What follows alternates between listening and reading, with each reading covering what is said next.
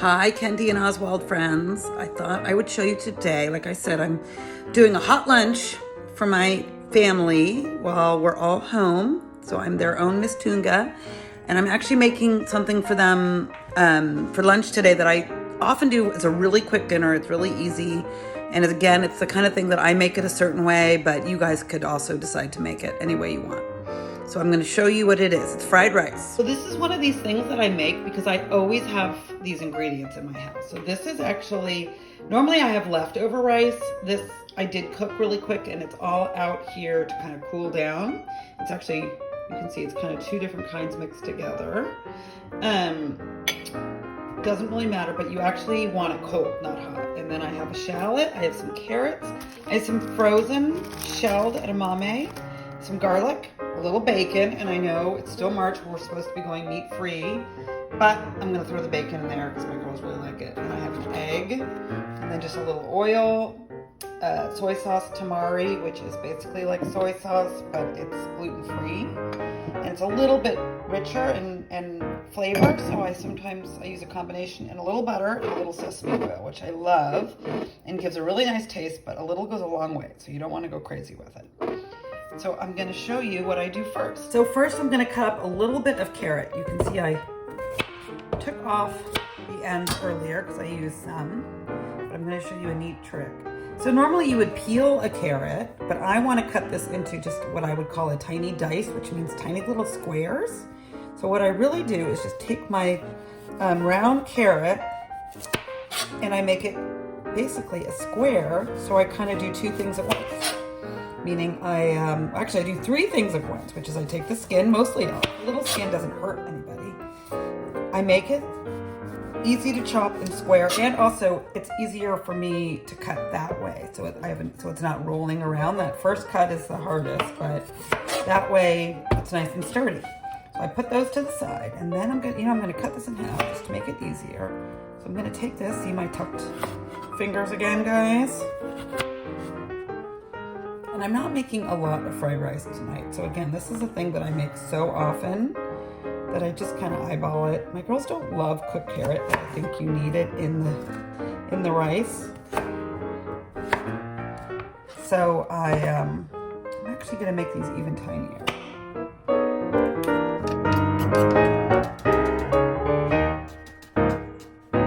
So look at those adorable little dices. That was a weird word. Look how small it is and diced. There's that, and then I take this last one.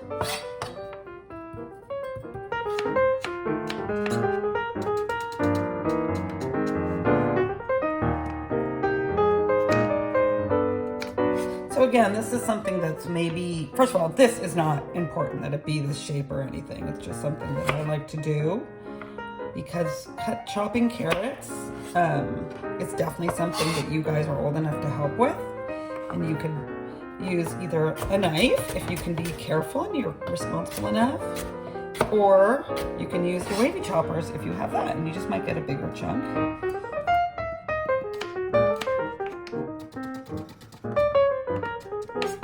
So I think I'm going to do one more little bit of carrot.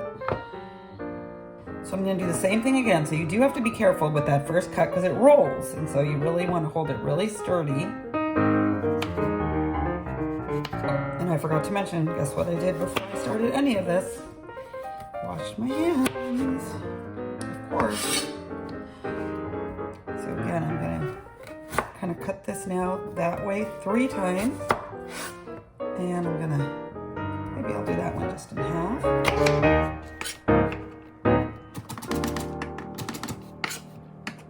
So I'm not using exact measurements, and I really don't even have a recipe for this because I kind of just made it up on my own one night. And you can adjust or even use vegetables as you see fit. Like I said, it's funny because my girls don't particularly like cooked carrots, even though I do, but they don't mind it in this. But I'm not gonna make it crazy cooked carrot. So that's how much I'm gonna use. Okay, so next I'm gonna use a little bit of shallot, but again, this is really just for flavor. So you can have big chunks of onion. I wouldn't mind that because I do like onion. but it's really just to add a little bit of good onion flavor. So I'm gonna take off the sides. And this is gonna get cooked at the same time as the carrot. So I'm just gonna be able to cook it all together.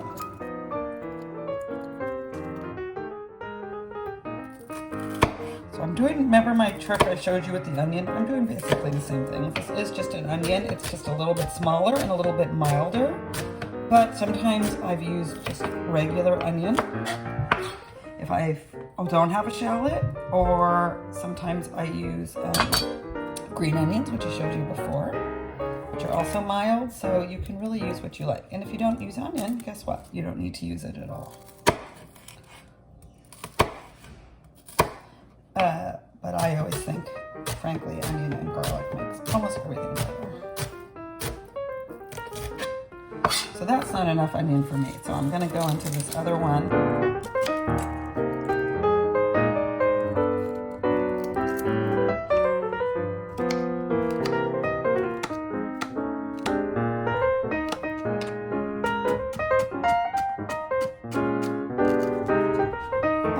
So I'm gonna decide,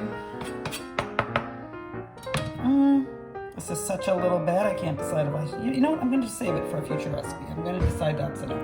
Okay guys, I didn't bother with showing you myself peeling the garlic like I did last time, because I showed you different ways to do that. And again, I told you how I chop garlic different ways, but I decided to use this thing, which is called a microplane. So it's something you can see I've got like some old ginger in there, but I'm going to show you, you're going to get to the back side. Well, here you can see I rub it up and down, but look what's happening in the back. So it's just a really nice way if you want to get the garlic flavor without ever biting into a big chunk. You get this almost like garlic mash. Garlic juice. You can, it's kind of like a cheese grater, so it does get a little tricky at the end, and I guess you could probably a little bit hurt the tips of your fingers, but it's not very sharp. It goes really fast. You can see I'm doing it directly into this little bowl. I have a lot of these little bowls because I like to have everything chopped and ready to go before I actually start cooking. So, it's not too much garlic. I'm not making it. I'm just using my knife to get it out of there. I also think you can notice that how I basically cleaned as I go. I'm really big on cleaning as you go. People do it differently, and it's really up to you. I just don't like to have cooked everything and then there's a big old mess at the end. I mean, there always still is, because then you've eaten, but you have a less of a mess. So I just tried to, so we're gonna have a few bigger chunks, but again, that's just me using up every last bit. Okay, I'm gonna wash my hands again. Here's 2 of our ingredients, and I'll show you what we're gonna do next. Okay, so I showed you guys how I had that bacon. Now again, we've been trying to do meatless March. So unfortunately, I'm putting a little bacon in here because my girls really like the way it gives it a little smoky flavor. And you always need something that's called a fat to cook in. And I'm still going to be using other fats as well, a variety of fats. But bacon fat, if you like bacon, is pretty delicious. So you can see these are really long, so I just cut them in half. And normally, let me say that I make this a chicken fried rice, and I tend to make it a lot. Either I quickly cook up a tiny bit of chicken, or it's something that I make a lot when I have leftover chicken around. It's a great way to stretch it. And you can even, which I've even done, is gone to like the deli counter and bought some chicken tenders and thrown them in. So sometimes I'm cooking the chicken along with this, sometimes it's pre-cooked. You can see I kind of cut one in half, one piece of bacon, stacked it up, and then cut it into sort of ribbons.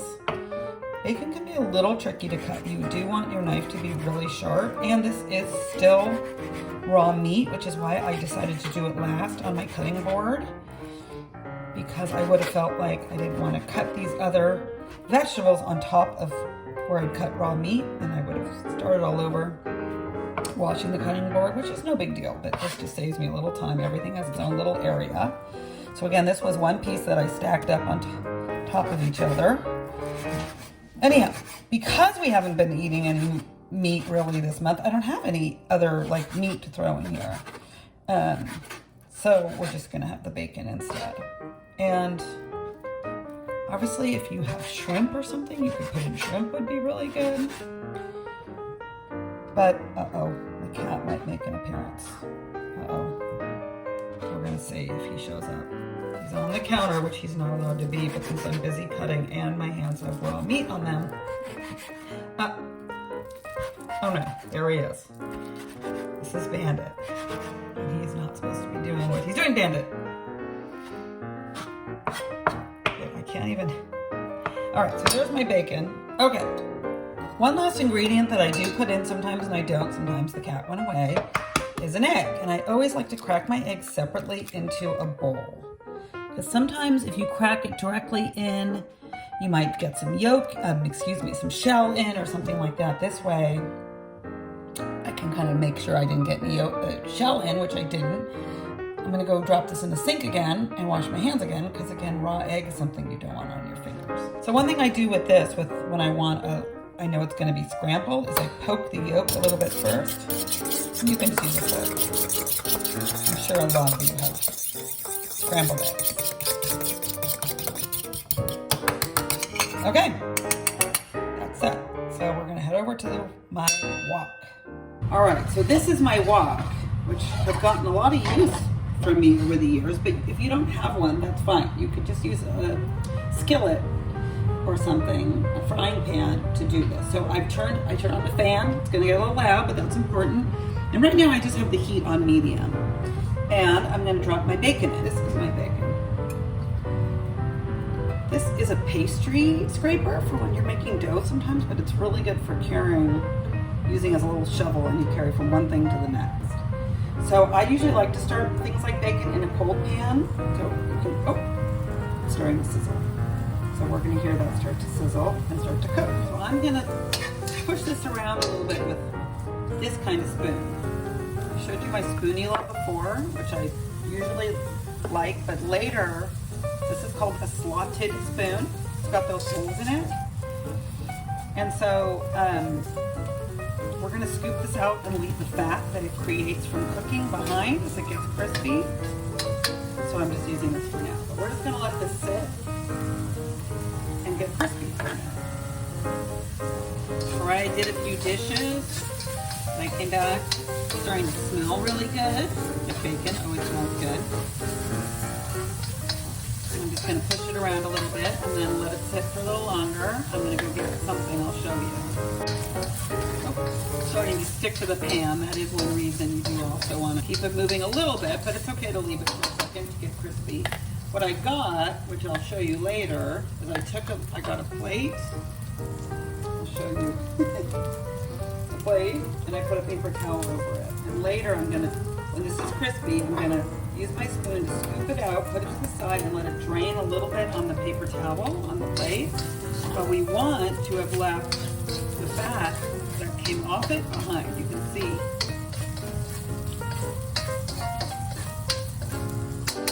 In that fat, there's also flavor.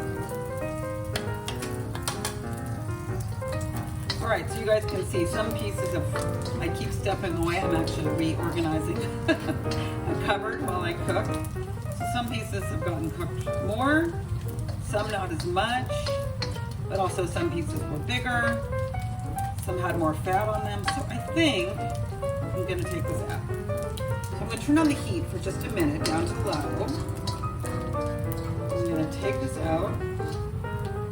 See how I shake it and I put it on my plate.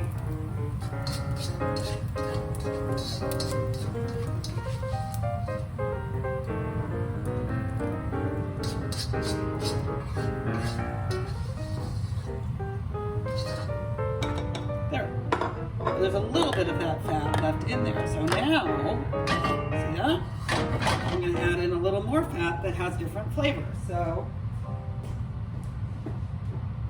here's a little bit of the toasted sesame oil, because I really like the taste of that.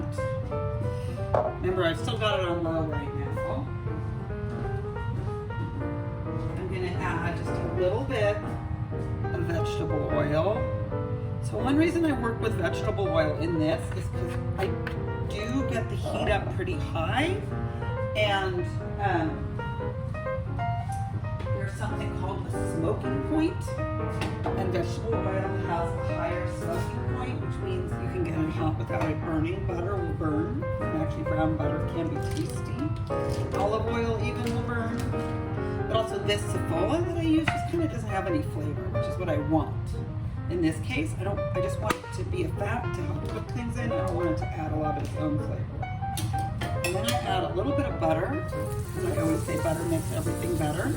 And then you know what? This is going to make a sizzle, but I add a little soy sauce right into that one. I'm going to turn my heat back up. In this case to medium. And I'm going to add in my carrot and my shallot. Remember that? You know what? I'm going to actually turn my heat up. And I'm also going to add that garlic. Now this is going to sound strange, but sometimes I even add, I'm going to get it, on the vegetables, just a tiny sprinkling of sugar. And basically, when you're cooking vegetables, well, meat, a lot of times things, you're doing something called caramelizing, which sounds like candy, which we don't exactly mean in this sense, but it just means we're getting a nice little brown on them and bringing out some of their natural sweetness. And that sugar just helps do that a little faster. Look at my garlic there, came out in the glob. So this I'm going to want to kind of keep moving around the pan. And we'll step away, go back to where we're going to do my closet. My cupboard, I should say. And like I said, it just turned up my heat a little more. It's not all the way to high, but it's kind of a medium high. But I want to keep an eye on this. Garlic in particular, if you burn it, doesn't taste very good. So I want to keep an eye on this. Now normally, let me say, this is where I would perhaps, if I had raw chicken, I'll show you. I would push this over to the side and cut up some of the, put in the raw chicken. Put in my fat layers again, my little bit of oil, my little bit of sesame oil, my little bit of butter. We're not doing that today. So, to keep these moving for a couple more minutes, right, I'm going to push this over to the side. You can see this is why I make this sometimes, even when I'm going out and not going to be at home, and I make it for my own kids, but it goes pretty fast. So I'm going to do another tiny little bit of oil, and again, this is just not a thing where I measure. And a little bit of sesame oil, because I like that flavor. A little goes a long way. Just a dollop of butter. And I'm going to put in the egg right on top. I'm not going to do the soy sauce this time.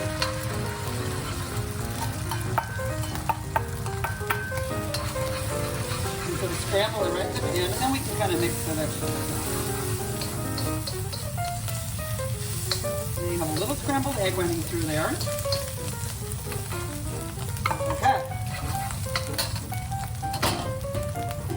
And now I might add in a little more soy sauce. Remember how I was layering in, I call it the flavors with the salt? Soy sauce is really salty, so that's sort of being my salt this time, so I add a little bit as I go. So we've got that, and you can see that egg cooking super fast. Pushing that over to the side again. Now, I'm going to do my cooking fat layers. I know that sounds crazy. Again, a little more sesame. This time a little bit more vegetable oil. Ooh. Maybe a little more butter, but not a lot. This is going to get real smoky. Put that right on top. Now, here comes my rice. Remember, this rice it's already cooked.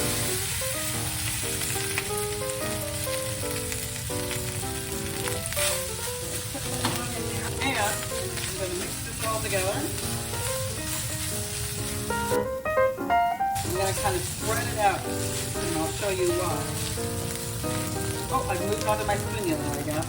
Oh, forgot I was still filming. All right, so I'm taking a little bit of my tamari now, and putting that on top. And I'm layering flavors again. This one just has a slightly richer in soy sauce. Not a big deal. But look what's happened here on the bottom. Well, normally, yeah, it did. It's just kind of crispy on the bottom, which is what you want. It has clumps.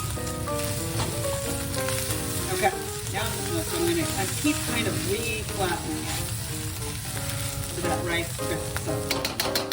Now I'm going to show you another little weird trick I do. See, I have these, which I keep all the time in the house. Frozen, shelled edamame. My girls don't, or actually one of my daughters doesn't like peas. You can't put peas in here, which again I would like, but they don't. So instead I take these, and they're still frozen. They're cooked already. Let me explain that. But they are still frozen.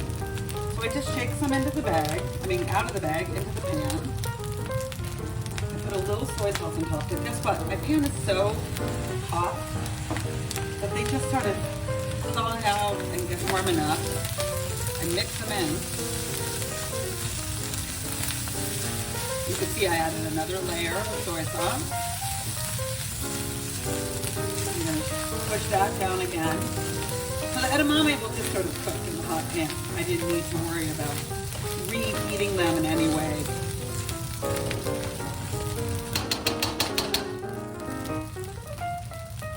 So we have only literally one last ingredient, which is, I'm going to put that bacon.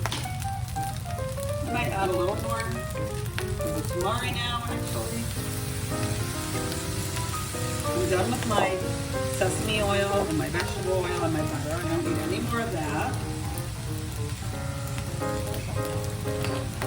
I think I'm going to turn this all the way to high real quick. And now I'm going to add my bacon. Here's my bacon back in.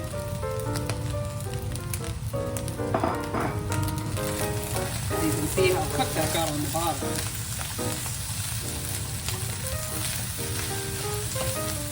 Try to, any clumps that was right, try to break them up. Give that one more spread out like that. Yep, you got it. One more shake of tamari. Good for your gluten-free friends. And then guess what? It's pretty much finished. You could shake some sesame seeds on top. That would be really good. I've never done that, and now that I say that, I think that sounds really good. But like I said, if you have like snap peas or snow peas, that could be good in here. It's really up to you what you might want to put in. It's definitely a good use for leftover meat. I put leftover pork in there. I put leftover chicken. So it's almost like just a bait for anything you want. But I'm just going to serve this as it is with a little soy sauce on top. All right, guys. I'm picking up my whole thing. Ooh, I'm shiny. Anyhow, let me know if you make it at home and if you like it and what you maybe did to different to it to make it to your liking. Happy cooking. Bye.